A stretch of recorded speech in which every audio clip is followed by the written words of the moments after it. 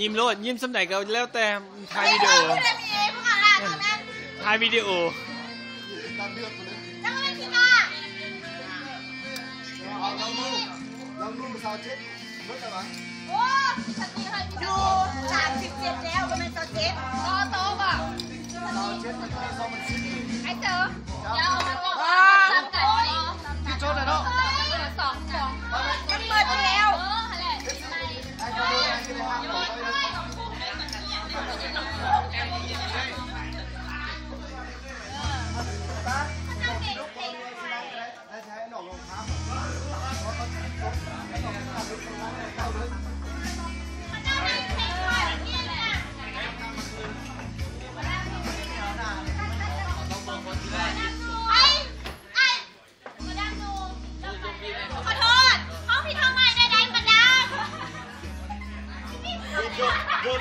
หยุดขอเพลงร้องไอ้จะบ้าดิ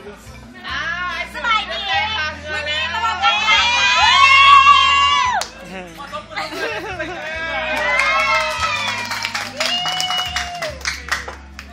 ใครก็ได้กันบ้างใครเยอะวิดีโอสบายดีวันนี้มาบอกกับรายการว่าแม่พบปะนักศึกษานักศึกษาปริญญาโทปีเศรษฐศาสตร์สายพัฒนาและอื่นๆเนาะได้มาอย่าง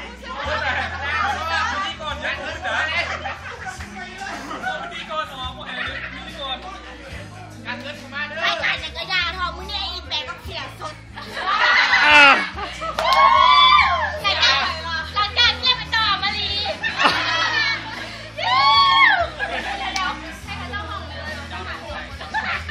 บอกว่าไผสิใช้บริการต่อบัตรคิวเอาบัตรคิวน้ำข่อยเด้อใครจะอยู่ได้ใครจะเก็บเงินให้ไปต่อเดี๋ยว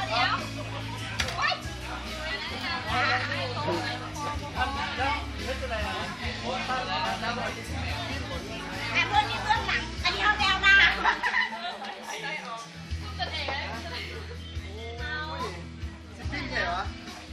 แต่พี่ซีบอกว่าซีดีไปเสิร์ฟกำลังไปเสิร์ฟเนี่ยว่าได้เนาะเอาย้ายโต๊ะมาเทียบพี่หนีมีคนว่าชิคกี้พายเอาตังค์มาใส่เลยนะไม่ยืนเลยทีนั่งไปคนนี้ไปรีบซีด่วนมาทันทีเอาตังค์มาใส่แล้วกันแล้วนะนั่งรถเอาไปเก้าซะนะตามเก็บซี่นั่งรถให้พี่ยืนแทนเป็นแทนจะไม่ได้นะฉันได้บอลเย็นแต่ที่สาม